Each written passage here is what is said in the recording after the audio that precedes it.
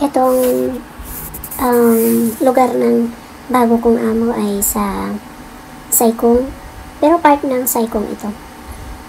Ganito. Tapos, ngayong araw na ito ay magsusundo na naman ako ng alaga ko. Ang routine ko dito ay tuwing hapon, magsusundo ako ng bata. So, yung bata lang ang priority dito. Hindi naman siya bata kasi 11 years old naman siya. Kaya lang alam mo naman, yung mga Chinese kailangan pinoprotektahan nila yung mga anak nila. Kaya ito yung bahay nila, ito yung mga bahay-bahay dito sa Saikong. Pero hindi, nakalimutan ko kasi first time ko pa lang dito, kaya hindi ko pa gaanong kabisado yung lugar na ito. Tapos, ang pala is 3 o'clock yung paglabas ng alaga ko, 3:30. Doon siya nag-aaral doon sa Shatin International High School. International School. Ganun.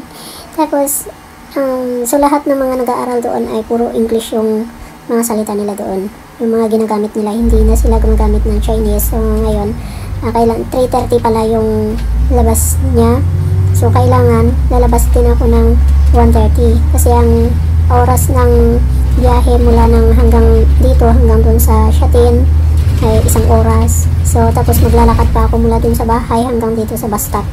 Tapos, 1 oras hanggang doon sa, so kakailangan, pagdating ko ng Shatin, magsasakay na naman ako ulit ng minibus, kukuha ulit ng minibus, tapos pupunta dun sa, ng mga 15 minutes, makarating din ako doon sa, kaya kailangan nandun ako ng 3:30. Tapos, pagka,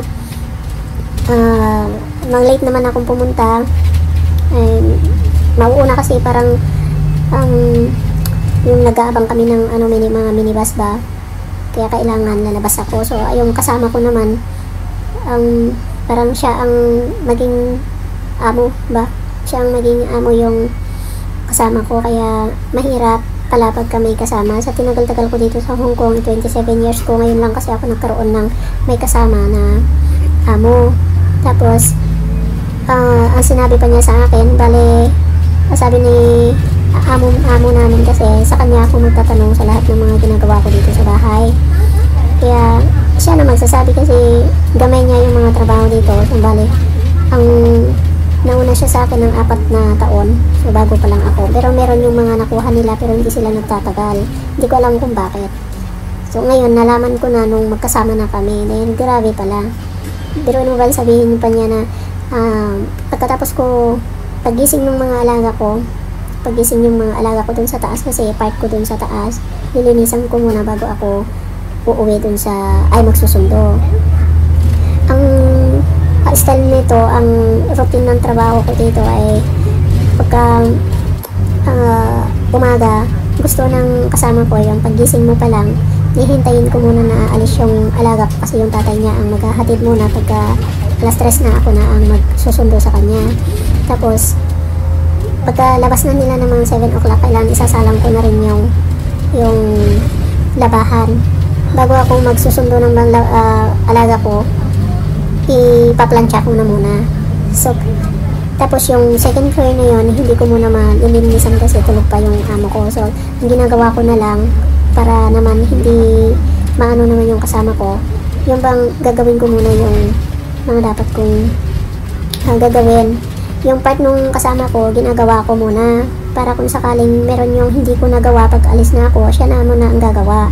O diba, maganda na nga yung ganun na ginagawa ko, yung gagawin ko yung part niya, tapos siya na rin ang gagawa ng part ko kung wala ako, kasi hindi ko nga magawa yung part ko kasi tulog pa yung amo namin. Kaya ganun at ganun ang araw-araw. So dumating yung time na makipagpalitan kami about sa holiday. Yung holiday ko naman is, nag-usap kami ng kasama ko na yung holiday ko ay parang pang Sabado. Tapos, ang sabi naman niya ay gusto niya panlinggo siya. So, ang sinabi niya pa nga niya noon na alternate na lang kami.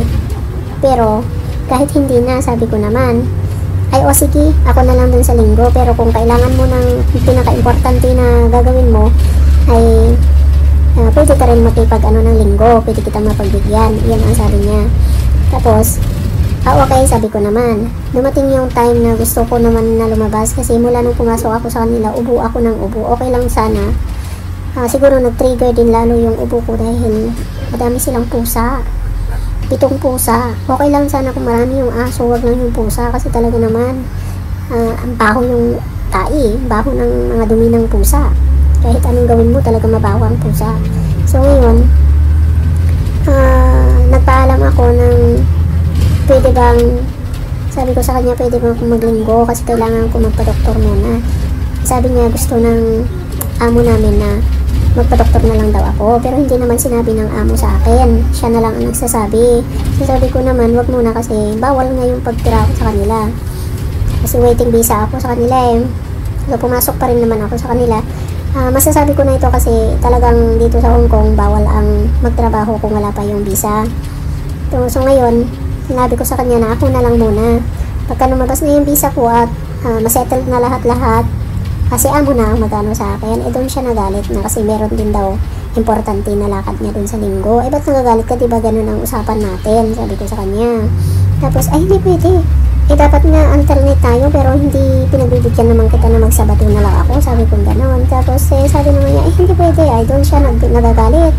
Galit na galit. Hindi ko alam kung bakit nagagalit.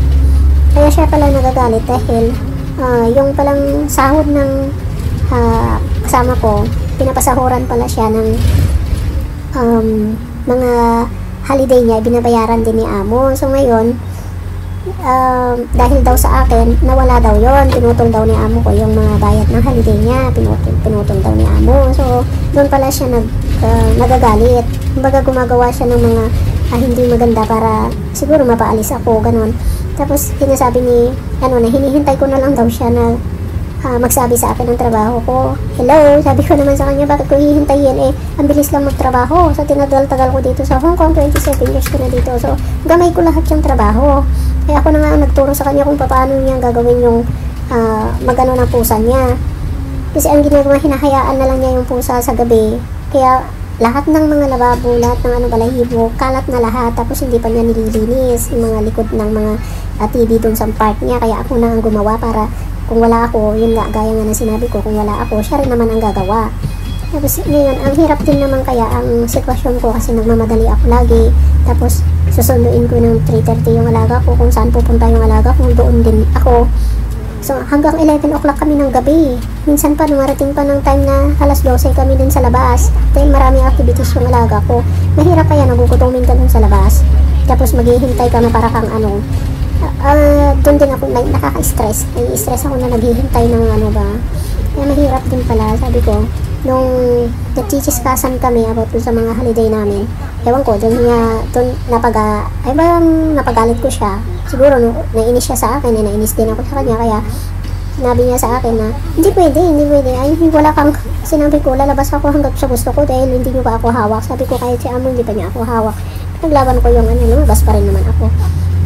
Dahil kahit anong gawin mo, wala pa yung visa ko, kaya may karapatan pa rin ako lumabas kahit anong sabihin mo. Sabi kong ganun, kaya sinumbong niya kay amo ko. So na-decide din ni amo ko na bitawan na lang ako, hindi na lang niya ituloy, ka-cancel na lang daw. Mas gusto ko pa, uwi na lang ako ng Pilipinas ako kaysa naman yung ganyan na, kasi nai-stress na din ako. Alam na inuubo ka dun sa bahay nila, hindi man i-alok ni amo na o ganito yung gamot, o ganito yung gamot mo. Hindi ako ang bumibili sa sarili kong gamot. Tapos hindi man lang niya sabihin na malamig ba dyan kasi napakalamig. Tapos yung higaan naman dun matigas. Kaya lalo siguro na-trigger yung ko kasi nanibago ba. Pero kayang-kaya sana yung trabaho pero nakaka-stress yung kasama ko. Pagdating ko doon sa sasabihin niya na hindi daw niya obligasyon na magluto sa pagkain ko. Tapos sasabihin niya na ang trabaho ko hindi ko daw nagagampanan. So paano ko magagampanan siya na nga ang siya nga ang ng bata, maghatid at magsundo, so mahirap. So mas ginusto ko na bitawan ko na rin kasi naisip ko na din na kahit na hindi nila ako binitawan, talagang bibitaw din ako dahil mahirap pala ang may kasama, lalo na yung kasama mo ay nauna at parang hari-hari naman doon, talagang hindi ko na tapos sasabihin nila na hindi daw ako marunong sa mga trabaho ko. Ay, excuse me naman. Dahil hindi naman ako nakatagal ng mga amo, hindi naman ako nakatagal ng 27 years kung hindi ko alam. Dali lang, siguro, mas pinanigan ni amo yung ano, biruin mo ba naman yung mura lang ang ano, pag naglinis siya, ganito, tinuro niya sa akin na yung Colgate pala, pwede palang panglinis yan, pinanglilinis niya din sa mga ano, yung bang tinago pa yata yung mga underwear ng alaga ko, tapos sa akin nila hahanapin, tapos uulitin niya yung trabaho ko dun sa taas. Kaya sinabi ko na wag mo lang kasing uulitin yung trabaho ko doon, para hindi, ang alam ng amo natin, hindi ako naglilinis, sabi ko sa kanya. Kaya hindi naman siya umiimik. Ganun pala, tapos sasabihin niya na hinihintay ko daw bago ako magtrabaho. Aba, sa tanghali nakaupo siya, tapos nag-ano siya, nakikitelebabad siya. So ako namamalansya pa ako bago pa ako aalis. Ay mahirap, kaya goodbye na lang ako. Nung sinabi nila na hindi nila hindi kinausap ako ng amo ko, o sige, pumayag na lang ako. So hanggang dito na lang yung kwento ko. At ganito yung naging buhay ko dito sa amo na ito, kaya mas pinili ko na lang na maghanap na lang ng iba. Hindi lang ikaw ang amo na pagtsatsagaan ko kako. Sana nagustuhan nyo na yung kwento ko. Yung kwento emot. So diba na ang haba ng biyahe ko hanggang sa hanggang nakakapagod. Sobra na, parang nakakapagod na. Ang layo ng Shatin. Pagdating mo pa ng Shatin, bibiyahe, sasakay pa ako ng hanggang 15 minutes pa. So hanggang dito na lang.